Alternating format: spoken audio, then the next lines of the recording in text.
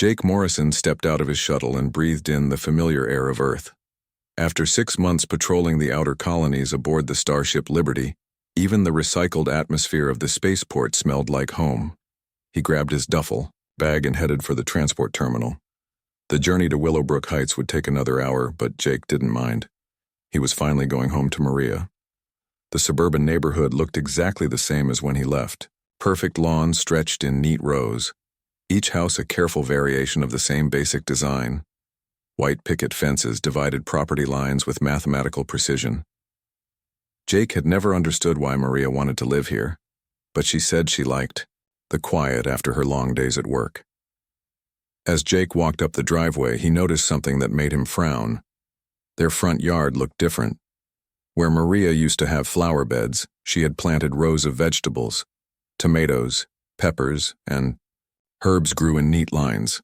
It looked healthy and productive, but Jake knew the neighbors wouldn't approve.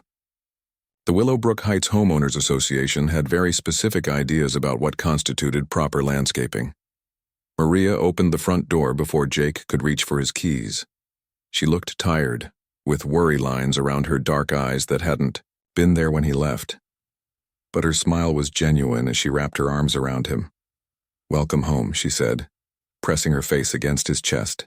Jake held her tight, feeling the tension in her shoulders. "I missed you too," he replied. "But what's going on? You look stressed." Maria pulled back and shrugged. "Just the usual neighborhood drama. Nothing I can't handle." Jake followed her inside, but his eyes kept drifting back to the vegetable garden. "When did you plant all that?" "About 2 months ago. I figured we could save money on groceries, and I like working with my hands." Maria's voice was casual, but Jake caught something defensive in her tone. They sat in the kitchen while Maria heated up leftover dinner. Jake watched her move around their small kitchen with efficient movements. She had always been graceful, but there was something almost military about the way she carried herself. Jake attributed it to stress. "So tell me about this neighborhood drama," Jake said as Maria set a plate in front of him. Maria sat down across from him with a cup of coffee. "Richard Kane has been busy while you were gone. He's decided that our house doesn't meet his standards." Jake knew about Kane. The man had appointed himself as the unofficial king of Willowbrook Heights when he became HOA president 3 years ago. He was the type of person who measured his neighbor's grass with a ruler and reported violations for mailboxes that were the wrong shade of white. "What's his problem now?" Jake asked. "Everything," Maria said with a bitter laugh. "First it was our mailbox. Apparently it was 2 inches too far from the curb. Then it was the color of our front door. Now it's the garden." Jake looked out the window at the vegetables. "What's wrong with growing food?" "According to Kane, it's not aesthetically pleasing. He says it brings down property values." Maria's hand tightened around her coffee cup. "He sent me a formal violation notice last week demanding I remove it all." "Can he do that?" "Not legally. State law protects home food production, but Kane doesn't seem to care about state law." Jake studied his wife's face. Maria had always been calm under pressure, but he could see anger simmering beneath the surface. "Has he been giving you other problems?"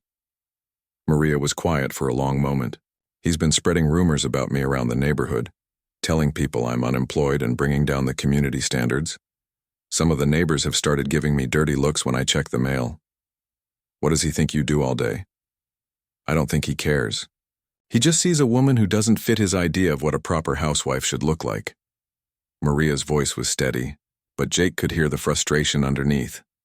Jake reached across the table and took her hand.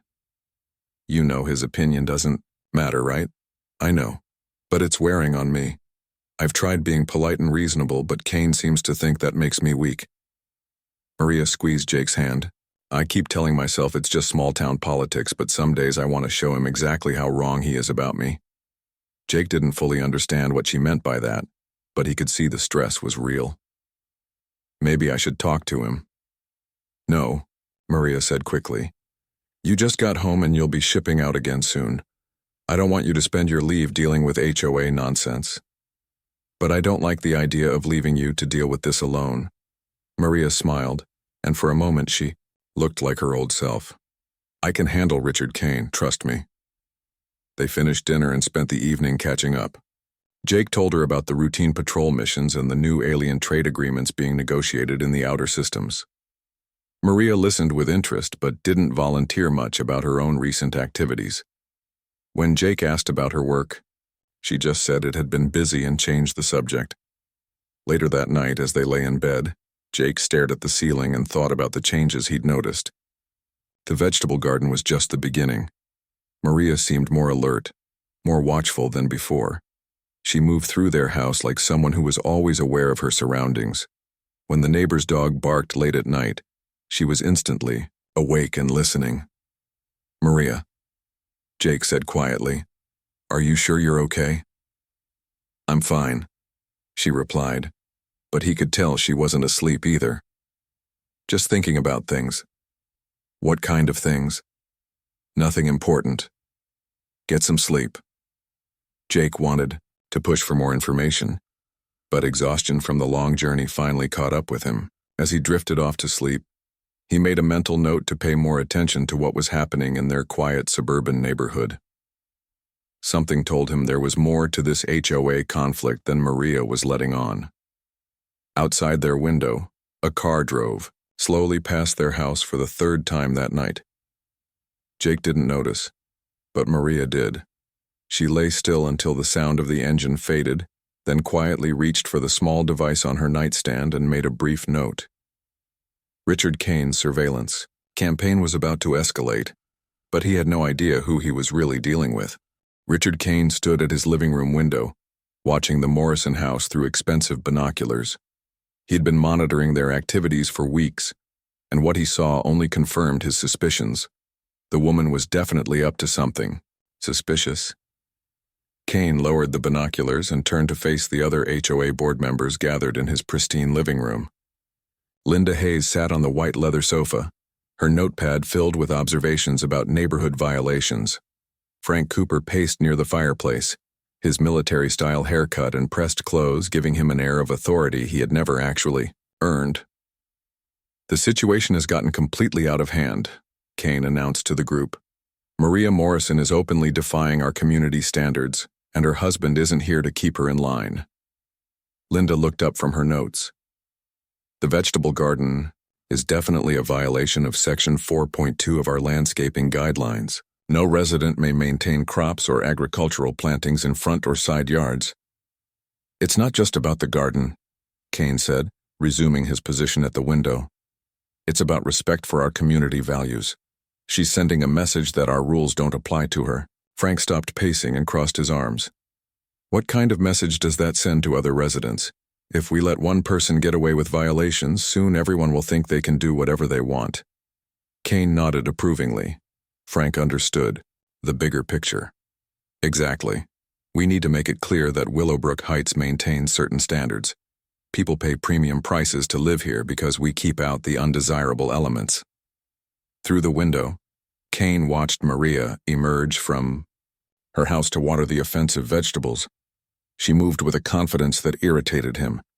Most people showed proper deference when dealing with HOA authority, but Maria Morrison acted like his rules were suggestions. "I've been thinking about this situation," Kane continued, "and I believe we need to take stronger action." The warning letter obviously didn't work. Linda flipped through her notepad. "We could issue a formal fine. That usually gets people's attention." "Fines can be appealed or ignored," Kane replied. "We need something more decisive." Frank cleared his throat. "What exactly are you suggesting?" Kane turned away from the window and faced his audience. "I've been observing the Morrison woman's behavior patterns. She keeps very irregular hours. Sometimes she doesn't come home until very late at night. Yesterday I saw her talking to some man in a dark sedan who parked across the street." "What do you think that means?" Linda asked. "I think it means she's involved in activities that aren't appropriate for our neighborhood," Kane said carefully. "Activities that might explain why she feels so comfortable ignoring our rules." Frank's eyes lit up with understanding. "You think she's dealing drugs?" "I'm not making any accusations," Kane said with false modesty. "I'm just saying that her behavior is suspicious. The irregular hours, the secretive meetings, the defiant attitude toward authority, it all fits a pattern." Linda closed her notepad and leaned forward. If that's true, we have a responsibility to protect the other families in this neighborhood. There are children living here. Kane smiled. His board members were reaching the conclusions he wanted them to reach. My thoughts? Exactly. The question is, what's the most effective way to address this situation? We could hire a private investigator, Frank suggested. That's expensive and time-consuming, Kane replied.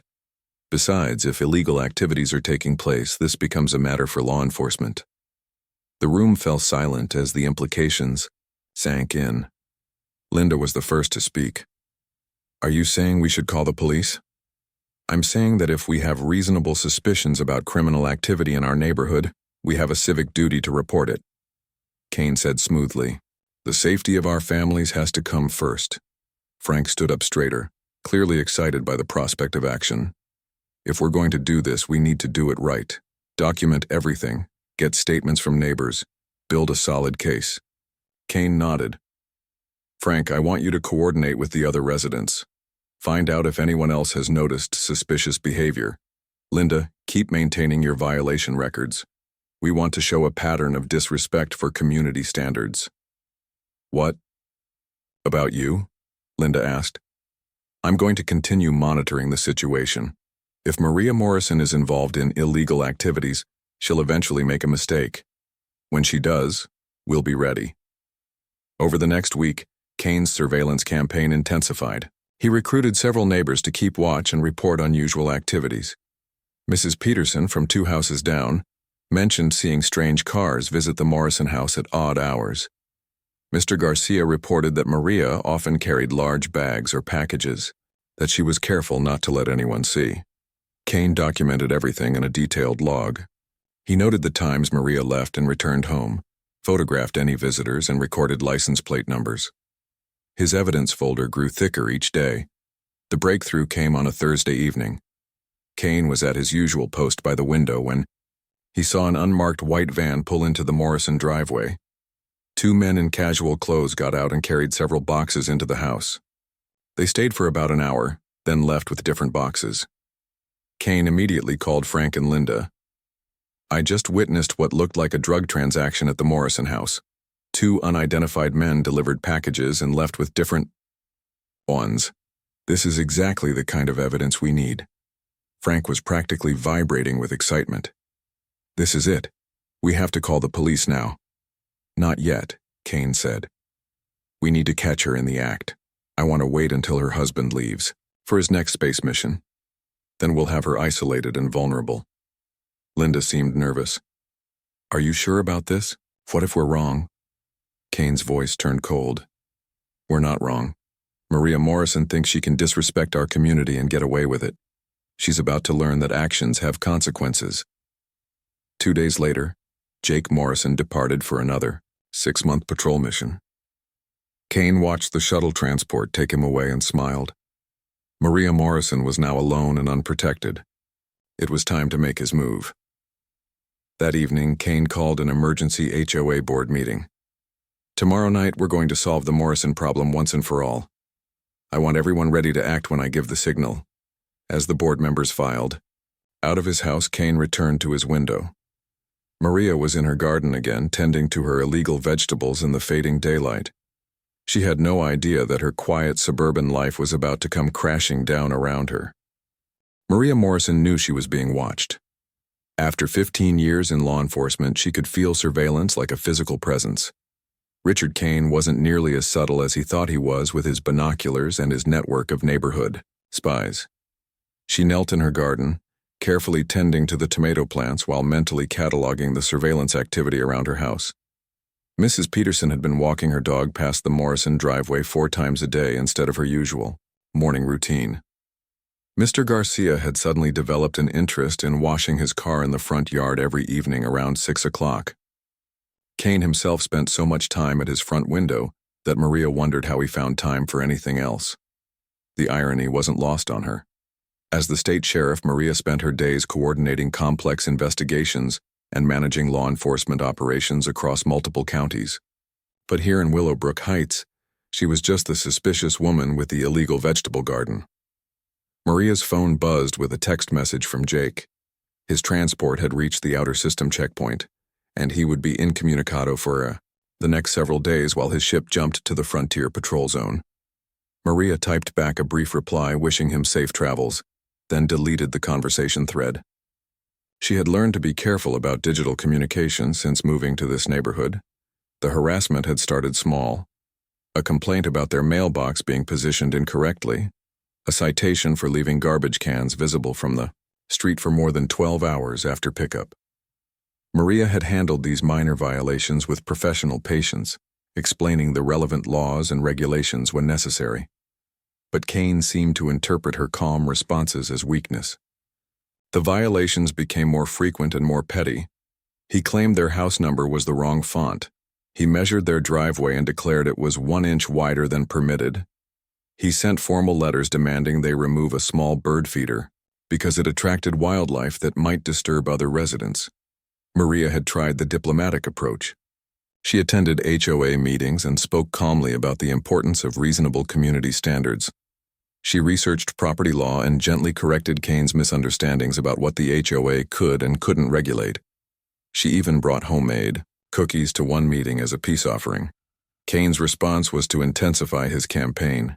He began spreading rumors about Maria's employment status, telling neighbors that she was obviously unemployed and probably receiving government assistance. He hinted that people like her were bringing down property values and threatening the character of their community. Maria found the whole situation almost amusing. If Kane had bothered to do any actual research, he would have discovered that Sheriff Maria Santos Morrison was one of the most prominent law enforcement officers in the state. Her salary alone was probably higher than Kane's pension and investment income combined. But Kane saw a Hispanic woman who didn't conform to his narrow definition of acceptable suburban behavior. And that was all he needed to know. The vegetable garden had been Maria's small act of rebellion. She knew it would irritate Kane, but state agricultural protection laws made it completely legal. More importantly, Maria genuinely enjoyed working with her hands after long days managing administrative duties and political pressures. There was something peaceful about growing food that reminded her why she had chosen law enforcement in the first place. Kane's escalation campaign was becoming more aggressive. Maria had noticed the increased surveillance and the whispered conversations that stopped whenever she appeared. Yesterday, she had caught Frank Cooper taking photographs of her house from across the street. When she walked over to ask what he was doing, he claimed he was documenting neighborhood improvements for the HOA newsletter. Maria's professional instincts told her that Kane was building toward something bigger than harassment citations. She had seen this pattern before in domestic abuse cases and workplace bullying situations. The perpetrator starts with small boundary violations, escalates to public humiliation, and eventually attempts to provoke a confrontation that justifies more serious action. The question was what Kane's endgame looked like. He clearly wanted Maria and Jake to move away, but HOA violations alone wouldn't accomplish that goal. Kane needed something more dramatic, something that would give him the justification to take decisive action. Maria's phone rang, interrupting her thoughts. The caller ID showed her Deputy Chief, Captain Alex Rodriguez. "Sheriff, sorry to bother you on your day off, but we've got a situation developing in the Northern District that might require your attention." Maria listened as Rodriguez briefed her on a multi-agency drug investigation that was reaching a critical phase. Federal agents were coordinating with local departments to execute simultaneous raids across 3 counties. As state sheriff, Maria would need to oversee the operation and handle any political complications that arose. "I'll be there in 2 hours," Maria said. "Have Lieutenant Barnes prepare the briefing materials and notify all department heads that we're moving to active operation status." She ended the call and looked around her quiet suburban neighborhood. In a few hours, she would be commanding hundreds of law enforcement officers in a complex operation that could result in major drug seizures and dozens of arrests. But right now, she was just the troublemaker with the illegal tomatoes. Maria went inside to change into her work clothes. She selected a conservative business suit and pulled her long hair back into a professional bun. Her badge and service weapon went into their usual positions, hidden but easily accessible. She looked like any other government office worker heading to an important meeting. As Maria backed her unmarked sedan out of the driveway, She noticed Kane watching from his window. She gave him a friendly wave, which seemed to confuse him. Kane probably expected her to look intimidated or defensive. Instead, Maria looked confident and purposeful, like someone who was in complete control of her situation. The irony was that Kane's surveillance campaign was actually helping Maria maintain her cover.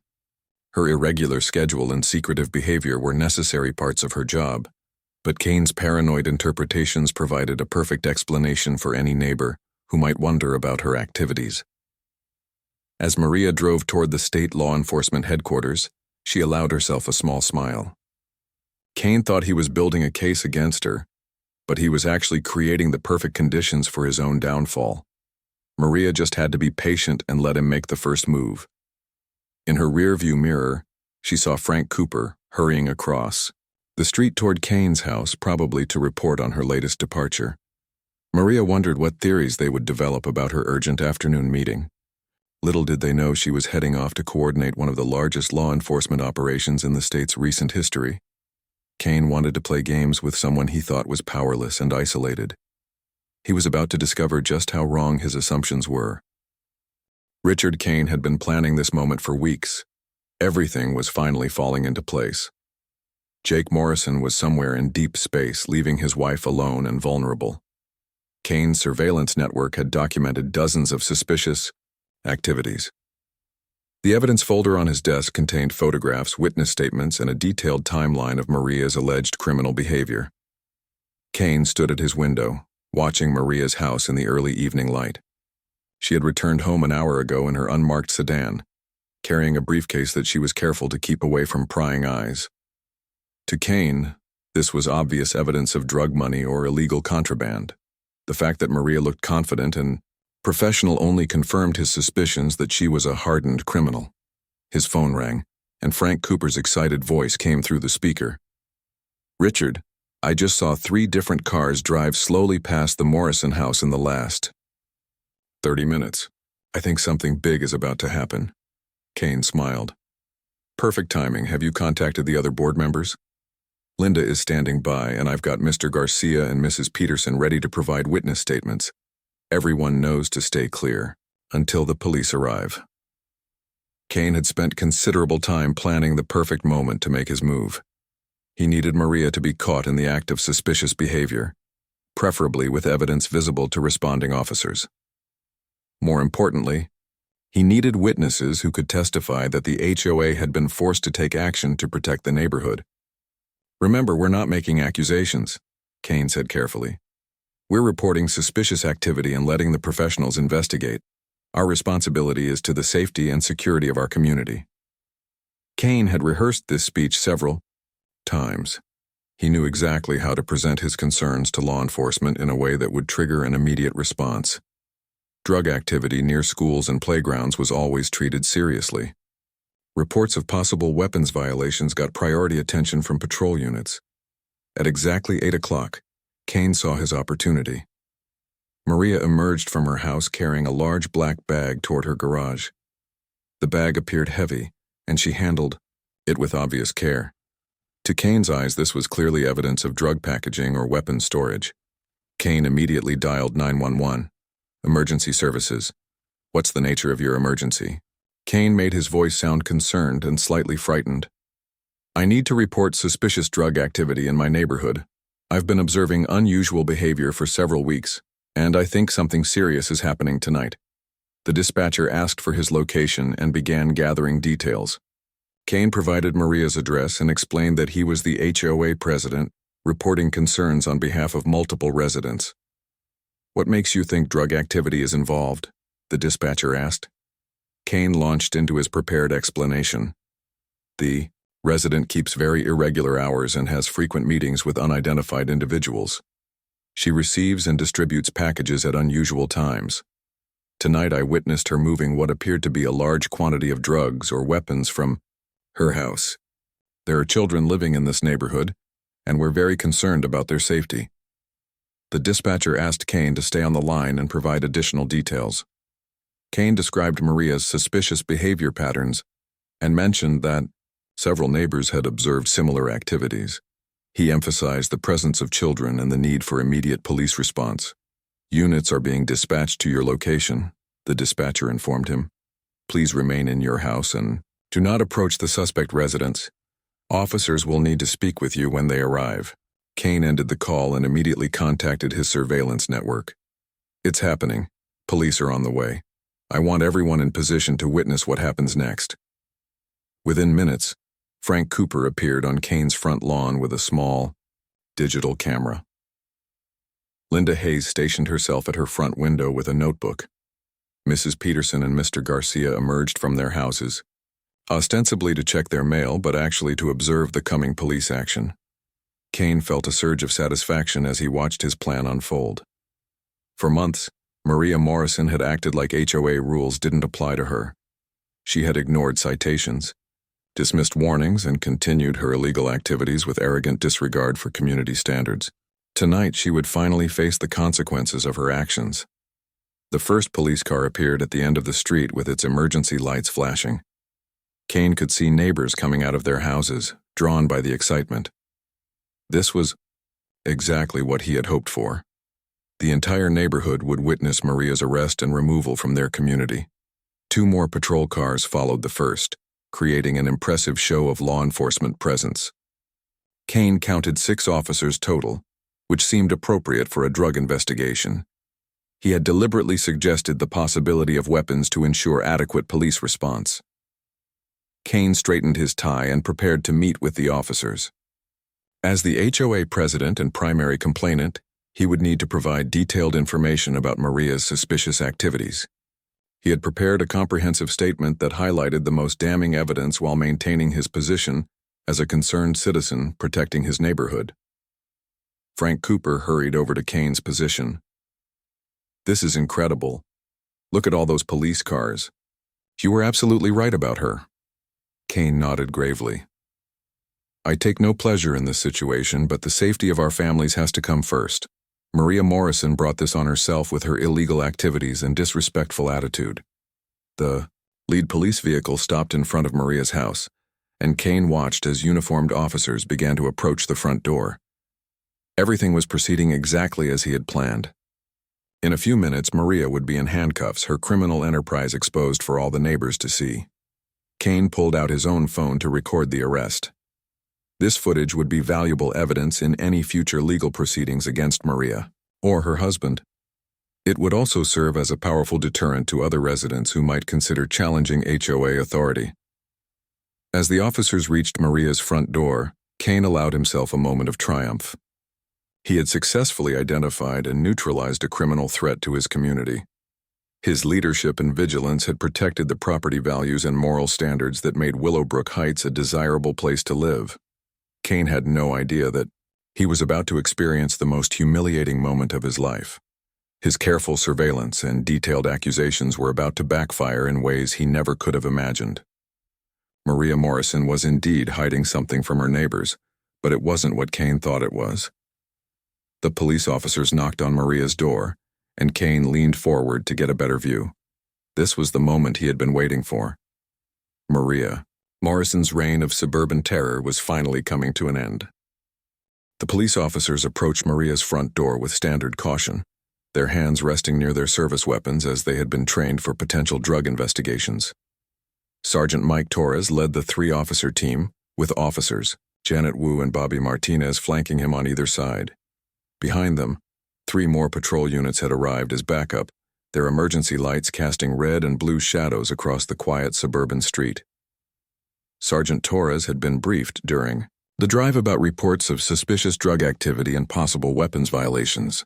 The caller had seemed credible, identifying himself as the HOA president and claiming multiple witnesses had observed concerning behavior over several weeks. Torres had handled hundreds of similar calls during his 12 years on the force, and most of them turned out to be legitimate concerns. As Torres raised his hand to knock on the door, he noticed the neighborhood had come alive with curious spectators. Residents stood on their lawns and peered from windows, clearly anticipating some kind of dramatic confrontation. Torres made a mental note to keep the situation under control and avoid giving the neighbors more of a show than necessary. The front. Door opened before Torres could knock. A woman in casual clothes stood in the doorway looking completely calm, despite the presence of 6 police officers on her property. She appeared to be in her early 40s, with dark hair pulled back in a simple ponytail.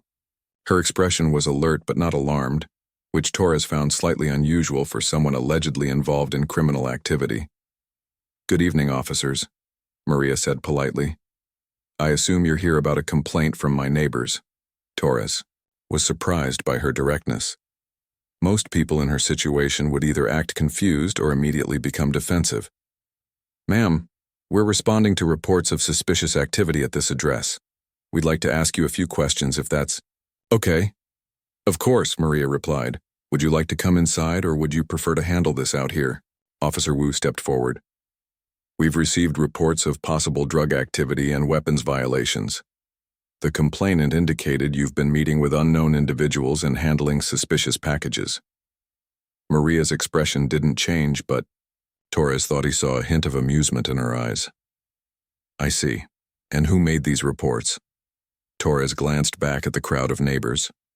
Richard Kane stood prominently on his front lawn, holding what appeared to be a phone camera pointed in their direction. Several other residents had positioned themselves to get clear views of the proceedings. "The complainant identified himself as the president of your homeowners association," Torres explained. "He indicated that multiple residents have observed concerning behavior over several weeks." Maria nodded slowly. "That would be Richard Kane. He's been conducting surveillance on my house for quite some time now." "Ma'am, do you mind if we ask what you do for work?" Officer Martinez asked. "The reports suggest you keep unusual hours and have irregular employment." Maria smiled for the first time since the officers arrived. "Actually, that's a very good question. May I reach for my identification?" Torres nodded, watching carefully. As Maria reached into her back pocket, his training kicked in as he prepared for the possibility that she might produce a weapon instead of ID.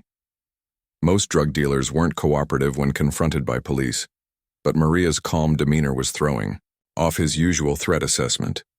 Maria pulled out a slim leather wallet and opened it to reveal a gold badge and official credentials. She held it out for Torres to examine, and his eyes widened as he read the identification. "Sheriff Maria Santos Morrison, State Law Enforcement Division," Torres read aloud, his voice carrying clearly in the quiet evening air. The effect on the neighborhood audience was immediate and dramatic. Kane's confident expression faltered as the words reached him. Frank Cooper nearly dropped his camera.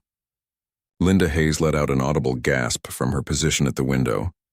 Torres examined the credentials more carefully, noting the official seals and security features that confirmed their authenticity. He had met Sheriff Santos Morrison several times at law enforcement conferences, but he had never connected her with the woman in this suburban neighborhood. "Sheriff, I apologize for this misunderstanding," Torres said, his tone shifting to one of professional respect. "We were responding to citizen complaints about suspected illegal activity." Maria accepted her credentials back and tucked them into her pocket. "No apology necessary, Sergeant Torres. You were following proper procedure based on the information you received." Officer Wu looked confused. "Ma'am, the complainant seemed very certain about his observations. He mentioned irregular hours and suspicious meetings." "My schedule is irregular because I coordinate law enforcement operations across multiple counties," Maria explained patiently. The suspicious meetings he observed were probably briefings with federal agents or visits from other department heads. The packages he's been watching me carry likely contained case files or evidence materials. Torres was beginning to understand the full scope of the situation. "Sheriff, are you saying that Mr. Kane has been conducting unauthorized surveillance on a state law enforcement officer?" "That appears to be the case," Maria replied. "He's also been filing false complaints with the HOA about my property and spreading rumors about my employment status throughout the neighborhood." Officer Martinez glanced back at Kane, who had gone noticeably pale. "Should we be filing a report about harassment of a law enforcement officer?" Maria considered this for a moment. "I'd appreciate it if you could document tonight's incident. Mr. Kane filed a false police report based on his misinterpretation of my official duties. That's something that should be on record." Torres pulled out his incident report pad and began taking notes. Sheriff, can you provide details about the harassment you've been experiencing? As Maria began describing Kane's months-long campaign of complaints and surveillance, word spread through the crowd of neighbors. People who had been expecting to witness a drug bust instead found themselves watching their HOA president being investigated for filing false reports against the state sheriff. Kane remained frozen on his front lawn, apparently unable to process what was happening. Frank Cooper had slowly lowered his camera and was backing toward his house. Mrs. Peterson had disappeared from her front yard entirely. Sheriff, do you have any documentation of the harassment? Officer Wu asked. I have copies of all the violation notices, photographs of Mr. Kane conducting surveillance, and a detailed log of his activities, Maria replied. I've been treating this as a potential stalking situation and documenting everything accordingly. Torres looked up from his notes. Were you planning to file charges? Maria glanced across the street at Kane, who seemed to be trying to make himself invisible behind a decorative shrub. I was hoping the situation would resolve itself without legal action. I prefer to handle neighborhood disputes through community dialogue when possible, but filing false police reports is a criminal offense, Officer Martinez pointed out. Yes, it is, Maria agreed. And now that Mr. Kane has escalated to involving law enforcement based on fabricated evidence, community dialogue may no longer be an option. Torres closed his incident report pad. Sheriff, we'll need to get a statement from Mr. Kane about his complaints. Should we inform him of your position, or would you prefer to handle that part yourself? Maria looked across the street at Kane, who was still trying to hide behind his landscaping. The entire neighborhood had witnessed his humiliation, and his surveillance network had evaporated as his co-conspirators retreated to their houses. I think I'll handle that conversation myself, Maria said with a slight smile. Mr. Kane and I have quite a bit to discuss. The silence that followed Maria's revelation stretched across Willowbrook Heights like a heavy blanket. Richard Kane stood motionless behind his decorative shrub, his face cycling through expressions of confusion, disbelief, and growing horror, as the full implications of his mistake began to sink in. Sergeant Torres finished taking Maria's statement, while the other officers dispersed to interview witnesses. Officer Wu approached Kane, who seemed to be having trouble forming coherent sentences when asked to explain his complaints against the state sheriff. I didn't know. Kane kept repeating. How was I supposed to know? Mr. Kane, did you attempt to verify any of your suspicions before calling police? Officer Wu asked patiently. Kane's mouth opened and closed silently. The truth was that he had never bothered to research Maria's background, because he had been so convinced that his assumptions were correct. A Hispanic woman with irregular hours who didn't fit his narrow definition of suburban respectability had to be involved in something illegal. Frank Cooper emerged from his house, no longer carrying his camera. He approached the group of officers, with obvious reluctance, knowing that his role in the surveillance campaign would soon be exposed. Officers, I think there may have been some misunderstandings about what we observed, Frank said carefully. Officer Martinez looked up from his notes. What kind of misunderstandings? Well, we saw people visiting at unusual hours, but now that I think about it, they could have been work colleagues, and the packages could have been official business materials. Torres studied Frank's nervous expression. Mr. Cooper, are you saying that you and Mr. Kane have been conducting surveillance on Sheriff Santos Morrison without knowing her identity or the nature of her work? Frank glanced desperately at Kane, who was still standing frozen near his shrub. We were concerned about neighborhood security. Richard thought there might be illegal activity, but obviously we were wrong. Meanwhile, news of the evening's events was spreading rapidly through the neighborhood communication networks. Within an hour, the story had been posted to the Willowbrook Heights community social media page, shared through various group chats, and become the dominant topic of conversation at dinner tables throughout the subdivision. The reaction was swift and brutal for Kane's reputation. Residents who had quietly resented his authoritarian leadership style suddenly felt emboldened to speak up. Comments began appearing online about his petty enforcement tactics and his history of targeting residents who didn't conform to his personal standards. Mrs. Chen from Oak Street posted a detailed account of how Kane had harassed her elderly parents about their traditional garden decorations. The Williams family shared their experience of being cited for having the wrong shade of beige paint on their garage door. Story after story emerged of residents who had been intimidated or bullied by Kane's interpretation of HOA rules. Linda Hayes, who had been Kane's most loyal supporter on the HOA board, quietly submitted her resignation via email. She had no desire to be associated with the man who had called police on the state sheriff based on racist assumptions and paranoid fantasies. By the following morning, Kane's position as HOA president had become completely untenable. A petition demanding his removal from office had gathered over 100 signatures from residents who were finally fed up with his behavior. The petition cited his harassment of law enforcement officials, his abuse of HOA authority, and his creation of a hostile environment for minority residents. Maria, meanwhile, was dealing with a different set of consequences. Word of the incident had reached her superiors at the state law enforcement headquarters, and she found herself fielding calls from concerned colleagues who wanted to make sure she was safe. Captain Rodriguez called her early the next morning. "Sheriff, I heard about what happened last night. Are you okay?" "I'm fine, Alex, just dealing with some overzealous neighbors who got carried away with their suspicions. The report I saw mentioned harassment and false accusations. Do you want us to open an official investigation?" Maria considered this carefully. As a law enforcement officer, she knew that Kane's actions could be prosecuted as harassment, filing false reports, and potentially even civil rights violations. But as someone who had to continue living in this neighborhood, she also understood the value of proportionate responses. "Let me handle this locally for now," Maria said. "If the situation escalates further, I'll let you know." Rodriguez wasn't entirely satisfied with this answer. "Sheriff, with respect, you shouldn't have to tolerate this kind of treatment just because you live in a suburban neighborhood. What Kane did was serious. I know, and trust me, he's going to face consequences. But I want to give the community a chance to handle this appropriately before we bring in external enforcement." That afternoon, Maria received an unexpected visitor. Kane appeared at her front door looking haggard and defeated. His usual arrogant confidence had been replaced by obvious anxiety and embarrassment. "Sheriff Santos Morrison," Kane said formally, "I wanted to apologize for last night's misunderstanding." Maria studied his face, noting the dark circles under his eyes and the nervous tremor in his hands.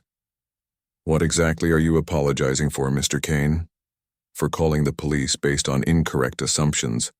I realize now that your activities were work-related, and I should have approached you directly instead of involving law enforcement." Maria crossed her arms. "You should have approached me directly instead of conducting months of surveillance, filing false complaints and spreading rumors about my character throughout the neighborhood." Kane winced. "You're right. I handled the entire situation poorly, and I take full responsibility for my mistakes." "Mr. Kane, do you understand that filing false police reports is a criminal offense? And that conducting surveillance on a law enforcement officer could be considered stalking?" Kane's face went even paler. "I didn't realize the legal implications of my actions. I was just trying to maintain community standards. By targeting the one Hispanic family in the neighborhood with excessive scrutiny and baseless accusations." Kane started to protest, then stopped. The racial component of his behavior had been discussed extensively in the neighborhood social media posts, and he knew that denying it would only make him look worse. "What do you want from me?" Kane asked quietly. Maria had been thinking about this question all morning. "I want you to resign from the HOA board and issue a public apology to me and my husband. I want you to admit that your accusations were baseless and motivated by personal prejudice rather than legitimate concerns. And if I do that, you won't press criminal charges?" Maria was quiet for a long moment. "Mr. Kane, I became a law enforcement officer because I believe in justice and protecting people from abuse of power.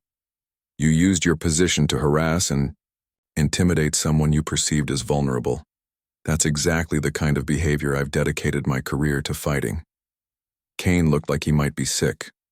"Please, Sheriff. I've already lost the respect of my neighbors. My reputation in this community is destroyed. Isn't that punishment enough? That depends on whether you've actually learned anything from this experience, Maria replied. Your behavior toward me was just the latest example of a pattern of bullying and discrimination. Other families in this neighborhood have suffered under your authoritarian approach to community leadership. Kane nodded miserably. I'll resign from the board and issue the apology. Is there anything else you need from me? Maria looked past Kane at her vegetable garden, where tomatoes and peppers were thriving despite months of harassment and threats. I need you to understand that this neighborhood belongs to all of us, not just the people who fit your narrow definition of acceptable residents. The next HOA leadership needs to treat everyone with equal respect and dignity. Kane mumbled his agreement and shuffled away, leaving Maria to contemplate the changes that were about to transform Willowbrook Heights. The aftermath of Richard Kane's humiliation spread through Willowbrook Heights like wildfire. Within 48 hours of the police incident, the story had been picked up by local news outlets and had begun spreading across social media platforms. Throughout the region, Channel 7 News ran a segment titled, HOA President Calls Police on State Sheriff, that featured interviews with neighborhood residents and legal experts discussing the implications of Kane's actions. The story struck a nerve with viewers who had their own experiences with overzealous homeowners associations and suburban power struggles. The local newspaper published a more detailed investigation that revealed Kane's history of targeting minority residents and families who didn't conform to his vision of suburban perfection. Reporter Susan Martinez had interviewed a dozen current and former Willowbrook Heights residents who described patterns of harassment, discriminatory enforcement, and abuse of HOA authority. Maria found herself reluctantly thrust into the spotlight. As various news organizations requested interviews about her experience, she declined most of these requests, preferring to let the story speak for itself rather than engaging in public disputes with her neighbors. The legal consequences for Kane were mounting rapidly. The district attorney's office had opened an investigation into his false police report, and several civil rights organizations had contacted Maria about potential discrimination lawsuits. Property insurance companies were reviewing their policies for Willowbrook Heights after learning about the hostile environment created by HOA leadership. But the most dramatic changes were happening within the neighborhood itself. The emergency HOA meeting called to address Kane's conduct drew nearly 200 residents, far more than had ever attended a community gathering in the subdivision's history. Kane himself did not attend the meeting. His lawyer had advised him to avoid public statements while the criminal investigation was pending. Instead, he submitted a brief written resignation letter that offered no explanations or apologies for his behavior. The meeting was chaired by Vice President Patricia Adams, a retired school principal who had often disagreed with Kane's heavy-handed enforcement tactics. Adams opened the session by acknowledging the serious nature of recent events and the need for major reforms in HOA governance. We are here tonight because our community leadership failed to uphold basic standards of respect and dignity, Adams announced to the packed community center. The harassment of Sheriff Santos Morrison was not an isolated incident, but rather the most visible example of problems that have been building for years. One by one, residents stood up to share their own experiences with Kane's administration. Mrs. Chen described how Kane had demanded she remove traditional Chinese decorations from her front yard, claiming they didn't meet community aesthetic standards. The Martinez family explained how they had been cited for parking their work truck in their own driveway overnight. An elderly couple recounted being threatened with fines for installing a wheelchair ramp without prior HOA approval. Frank Cooper, who had been Kane's most enthusiastic supporter, stood up to address the crowd. I want to apologize to Sheriff Santos Morrison and to all of you for my role in what happened. I got caught up in Richard's paranoia and conspiracy theories, and I participated in activities that I now realize were completely inappropriate. Cooper's public confession seemed to open the floodgates for other residents who had enabled Kane's behavior. Board members who had rubber-stamped his decisions offered their resignations. Committee chairs who had enforced his petty rules apologized. For their lack of independent judgment, Patricia Adams seized the momentum to propose comprehensive reforms to HOA governance. We need new leadership that represents the diversity of our community and respects the rights of all residents. We need transparent procedures that prevent any individual from wielding unchecked authority over their neighbors. The proposed reforms included term limits for board positions, mandatory community input for major policy changes, and clear appeal processes for violation disputes. Most importantly, the new rules would require cultural competency training for all HOA leaders and prohibit discriminatory enforcement of community standards. Maria had not planned to attend the meeting, but she found herself drawn to witness the transformation taking place in her neighborhood. She slipped into the back of the community center and listened as her neighbors grappled with the systemic problems that Kane's downfall had exposed. When Adams opened the floor for final comments, Maria surprised herself by standing up to speak. The room fell silent as residents recognized the woman who had become the unwitting catalyst for their community reckoning. "I want to thank everyone who has spoken tonight about the need for change," Maria said, her voice carrying clearly through the packed room. "What happened to my family was serious, but it was also symptomatic of broader problems that affected many of you." She paused as residents leaned forward to hear her words. "As a law enforcement officer, I've seen how unchecked authority and prejudice can corrupt institutions that are supposed to serve their communities. Your HOA became a tool for harassment and discrimination, rather than a mechanism for maintaining reasonable community standards." Maria looked around the room at faces that ranged from ashamed to determined to hopeful. "But tonight, I've also seen something that gives me great hope for our neighborhood's future. You've chosen to confront these problems honestly and work together to create something better." The applause that followed was sustained and genuine, reflecting both relief that the community was finally addressing its problems and gratitude that Maria was willing to help lead them forward, rather than simply seeking revenge against those who had wronged her. Patricia Adams approached Maria after the meeting. "Sheriff, would you consider serving on our transition committee? We could really use your expertise in developing fair and transparent governance procedures." Maria considered the offer carefully. Her instinct was to avoid getting involved in local politics, but she recognized that her participation might help ensure the reforms were meaningful and lasting. "I'll serve on the committee," Maria agreed, "but only if we establish clear guidelines that prevent personal vendettas and ensure equal treatment for all residents regardless of their background." As the meeting dispersed, Maria found herself surrounded by neighbors who wanted to apologize for their silence during Kane's harassment campaign and express their support for the coming changes. Many admitted they had been intimidated by Kane's aggressive tactics and hadn't known how to challenge his authority effectively. Mrs. Peterson, who had participated in Kane's surveillance network, approached Maria with tears in her eyes. "I'm so sorry for what I did. Richard convinced me that we were protecting the neighborhood, but I realize now that we were just being cruel and paranoid." Maria accepted the apology graciously, understanding that Kane had manipulated people's fears and prejudices to build his power base. The real work of rebuilding community trust would take time and consistent effort from everyone involved. As Maria walked home through the quiet streets of Willowbrook Heights, she reflected on how dramatically her situation had changed in just a few days. The neighborhood that had felt hostile and unwelcoming now showed signs of genuine transformation. Kane's authoritarian reign had ended not just because of his spectacular miscalculation, but because residents had finally found the courage to demand better leadership. The vegetable garden that had started this whole conflict was thriving in her front yard, a symbol of both resistance to unfair authority and hope for a more inclusive community future. 3 months later, Jake Morrison returned from his extended patrol mission to find Willowbrook Heights transformed beyond recognition. As his transport shuttle descended toward the residential district, he could see changes in the neighborhood, layout that hadn't been there when he left.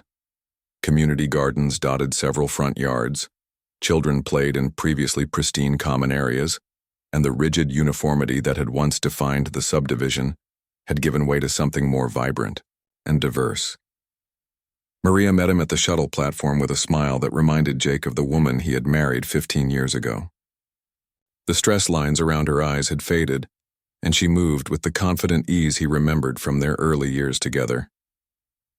"Welcome home to our new and improved neighborhood," Maria said, wrapping her arms around him.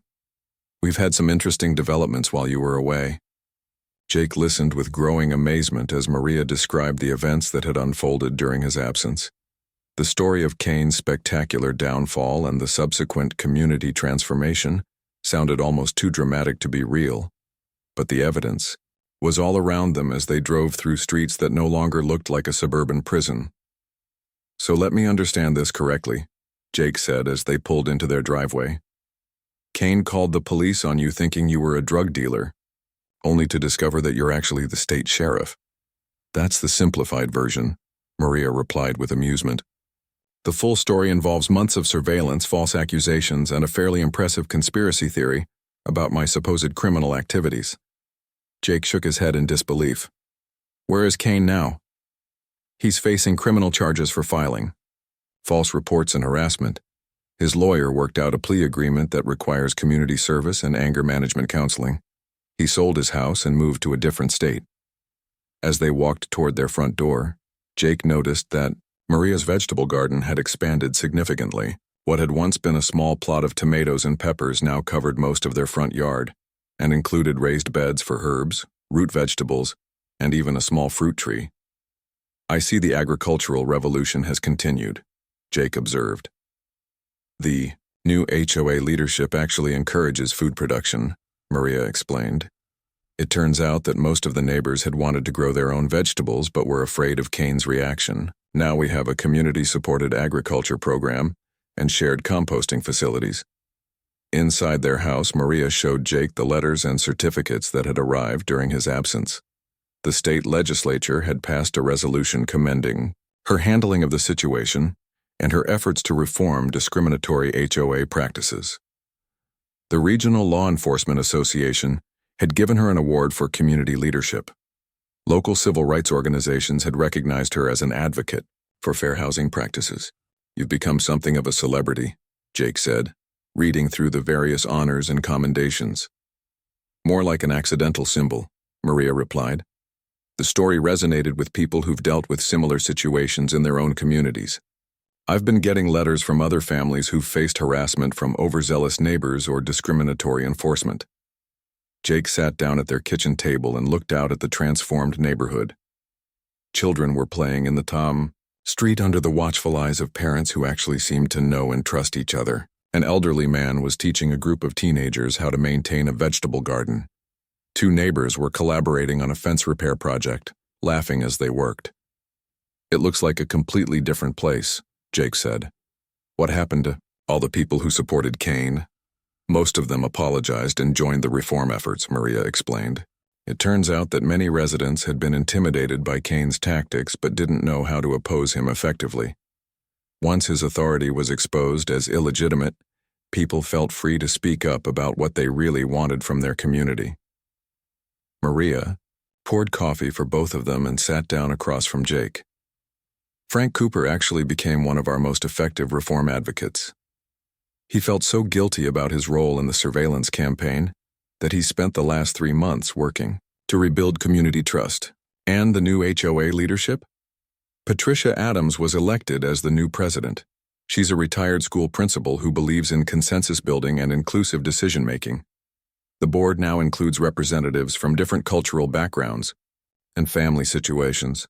They actually ask for community input before making major decisions." Jake sipped his coffee and tried to process the magnitude of the changes. "So Kane's attempt to drive you out of the neighborhood ended up transforming the entire community for the better." "That's one way to look at it," Maria agreed. "His behavior was so extreme and his downfall so public that it forced everyone to confront problems they had been ignoring or enabling." Over the following days, Jake met many of his new neighbors and heard their perspectives on the recent changes. Mrs. Chen invited them to a community potluck featuring dishes from different cultural traditions. The Martinez family showed him their new front yard workshop, where neighborhood children learned basic mechanical skills. Even Mrs. Peterson, who had participated in Kane's surveillance network, approached Jake with a sincere apology and an invitation to join the neighborhood watch program that had replaced Kane's spy network. "The most remarkable thing," Jake told Maria one evening as they worked together in their expanded garden, "is how quickly people adapted to treating each other with basic respect and dignity. It's almost like they were waiting for permission to be decent human beings, Maria replied, harvesting tomatoes that had grown larger and more abundant than ever before. Jake paused in his weeding to watch a group of children playing in the common area while their parents chatted comfortably nearby. Do you think Cain understood what he was really fighting against? Maria considered the question carefully. I think Cain was terrified of losing control over his environment. He saw diversity and change as threats to his authority rather than opportunities to build a stronger community. And now we have a neighborhood where people feel safe being themselves. Children can play without being cited for noise violations. Families can express their cultural heritage without fear of harassment. People can grow food and pursue hobbies and help each other solve problems. As the sun set over Willowbrook Heights, Jake reflected on the strange irony of their situation. He had spent months in space defending humanity against external threats, while Maria had been fighting a more fundamental battle for human dignity and respect in their own backyard. You know what I find most impressive about this whole story? Jake said, putting his arm around his wife as they watched their neighbors living their lives in peace. What's that?